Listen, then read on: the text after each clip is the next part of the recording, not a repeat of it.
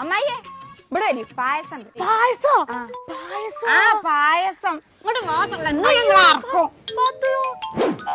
അല്ല തലങ്ങൾക്ക് എന്തിനാ പിരാന്താണ്? ഞാൻ വാടക പേരിൽ നിന്ന് നിങ്ങൾക്ക് എന്താ കുഴപ്പം? ഞങ്ങൾ തലിക്കുന്നല്ലോ വന്നിക്കണതേ.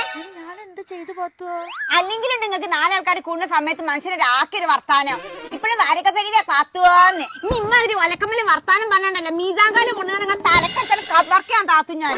ഞങ്ങൾ ചോറ് നിക്കടാ ഇല്ലേ? നിങ്ങൾ ചോറ് തിന്നണ്ട പോകാവുന്നേ. നിങ്ങളൊരു അമ്മായി കൊമ്മായി ഇരുമായി നാടൻ നായിക്ക സ്വഭാവമാണ്. ഒരു സ്വൈരം തരും. ഇനി അമ്മ അതിന് വർത്താനം പറഞ്ഞാണ്ടല്ലോ ചെവി പൊതിച്ചിക്കോ.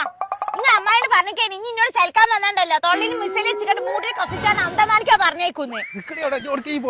എന്താ എന്താ പറ്റി? നിന്റെ പുതിയാപ്പിളാണ് എന്നും അടിച്ചുകൊണ്ടാണ് നിറത്തിന്റെ പേരിൽ. ആഹാ എനിക്ക് ആരാ പെണ്ണ് കടിച്ചത്?